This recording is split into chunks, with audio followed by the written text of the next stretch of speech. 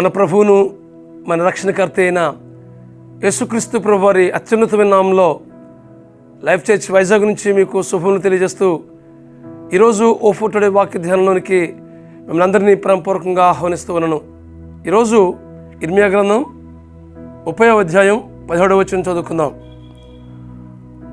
ఎవరును లక్ష్యపెట్టని సియోననియు వెలివేయబడినదనియు నీకు పేరు పెట్టుచున్నారు.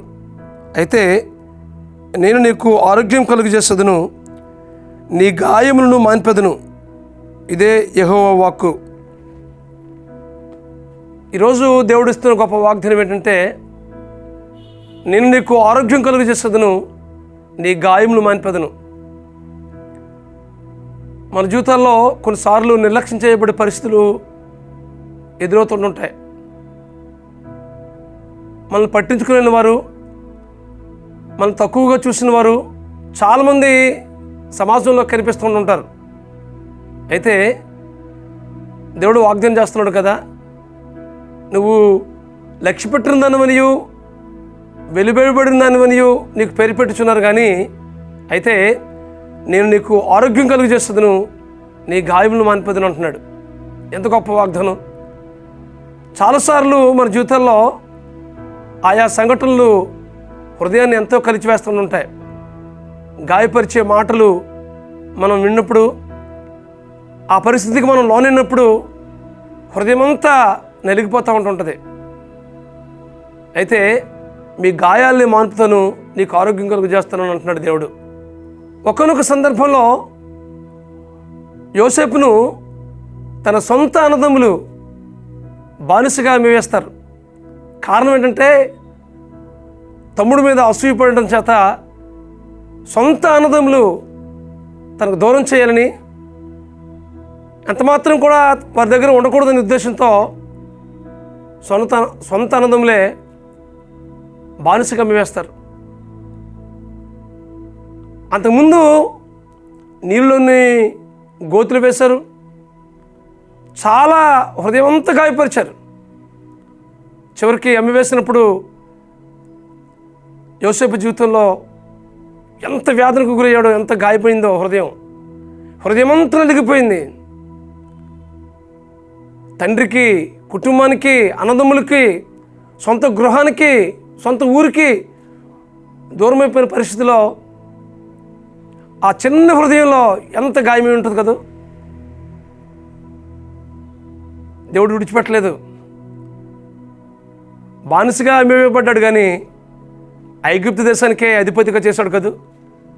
దేవునామానికి స్తోత్రం కలుగును గాక. మీ జీవితాల్లో కూడా ఎలాంటి గాయమైపోయిందో మీ హృదయాల్లో, ఆ గాయాన్ని మాన్పి మీకు ఆరోగ్యం కలుగజేస్తాడని దేవుడు ఏదైనా వాగ్దానం చేస్తున్నాడు. ఎవరి చేత నువ్వు నిర్లక్ష్యించబడినప్పటికీ, నువ్వు తక్కువగా చేయబడుతున్నప్పటికీ, అవమానానికి గురవుతున్నప్పటికీ, నిందలకు గురవుతున్నప్పటికీ, లేనిపోయిన మాటలకు నువ్వు లోనవుతున్నప్పటికీ నీ హృదయం గాయపరచబడదా? అలాంటి సమయంలో దేవుని మనం ఆశ్రయించినట్లయితే, దేవుని మీద సంపూర్ణంగా ఆధారపడి మనం ఉన్నట్లయితే, మన గాయాలన్నింటినీ మాన్పి మనకు ఆరోగ్యాన్ని కలుగజేస్తానని దేవుడు ఏదైనా వాగ్దానం చేస్తున్నాడు. దావీదు కూడా తండ్రి చేత, అన్నదమ్ముల చేత నిర్లక్ష్యం చేయబడ్డాడు. అలాంటి వ్యక్తి ఇశ్రాయేల్ ప్రజలకి రాజు అయ్యాడు కదా. దేవుడు అలాంటి వారి పట్ల దేవుడు ఎక్కువగా శ్రద్ధ చూపిస్తాడు. ఎవరి హృదయం అయితే గాయమైందో, ఎవరైతే నిర్లక్ష్యం చేయబడుతున్నారో, ఎవరైతే వెలివేయబడుతున్నారో, ఎవరైతే తక్కువ అంచనా వేయబడుతున్నారో, అలాంటి వారి పట్ల దేవుని కనుదృష్టి మరింతగా ఎక్కువగా ఉంటుంది. వారి పట్ల దేవుడు లక్ష్యం ఇచ్చుతాడు. దానికి ఉదాహరణే దావీదు, యోసేపు జీవితంలో మనం చూస్తూ ఉన్నాం. దేవుడు ఉన్నతమైన అనుభవాలు గుండా వారు నడిపించాడు. వారికి హృదయంలో గాయం మాన్పడం మాత్రమే కాదు, ఎంతో ఆశీర్వాదకరమైన అనుభవాలు గుండా నడిపించాడు. ఈ వాక్యం ఉంటుంది మీ జీవితాల్లో. మీ హృదయంలో ఏ గాయమైంది?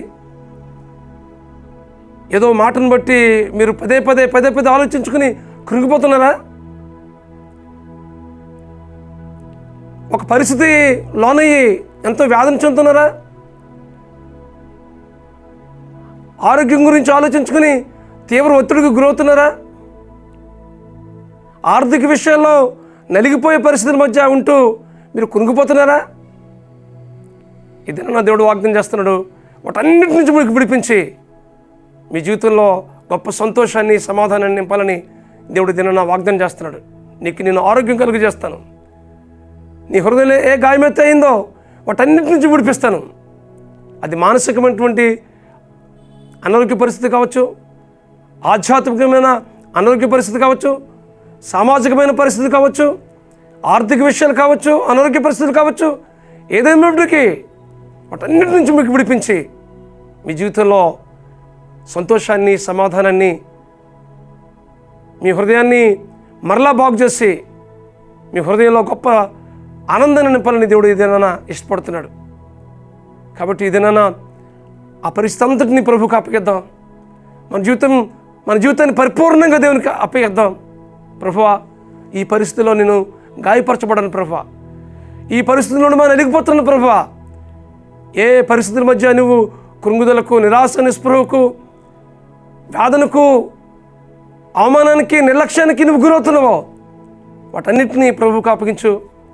నీ జీవితంలో దేవుడు కలుగు చేసుకుని మీ జీవితాన్ని పరిపూర్ణంగా మార్చి నూతనమైన అనుభవాలు కూడా నడిపించి మీకు ఆరోగ్యం కలుగు చేసి మీ గాయాలన్నింటినీ మాన్పి ఒక ఉన్నతమైన ఆశీర్వాదాల అనుభవాలు కూడా నడిపించడానికి దేవుడు ఇష్టపడుతున్నాడు.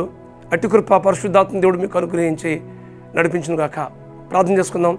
ప్రమాస్వరూపుడా, మహాకృపగల మా తండ్రి, ఇదిగో ప్రభువా, ఈ దినాన్ని మీరు వాగ్దానం చేశారు ప్రభువా, నీకు నేను ఆరోగ్యం కలుగు చేస్తాను, నీ గాయాలు మాన్పుతానని వాగ్దానం చేస్తాను ప్రభువా.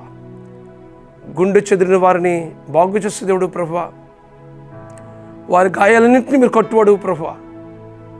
ఇదిగో తండ్రి, మా ప్రియులు ఏ విషయంలో అయితే గాయపరచబడ్డారో, నిర్లక్ష్యానికి, అవమానానికి, నిందలకు గురవుతున్నారో వాటన్నింటి నుంచి విడిపించి మీ సమాధానాన్ని, మీ సంతోషాన్ని వారికి అనుగ్రహించి వారి జీవితంలో నెమ్మదిని దయచేసి ఇదిగో ప్రభువా, మీరు ఇవ్వబోతున్న ఆశీర్వాదాన్ని వారు స్వతంత్రించుకుని వారి గాయాలు మాన్పి మానసికమైన, ఆధ్యాత్మికమైన అనుభవాలు గుండా, ఉన్నతమైన అనుభవాలు గుండా నడిపించి వారు ధైర్యపరిచి, బలపరిచి మీరు మహిమ పొందమని మా ప్రభువును, మా రక్షకుడునైనా యేసుక్రీస్తు నామములో ప్రార్థన చేస్తున్నాం తండ్రి. ఆమేన్, ఆమేన్, ఆమేన్.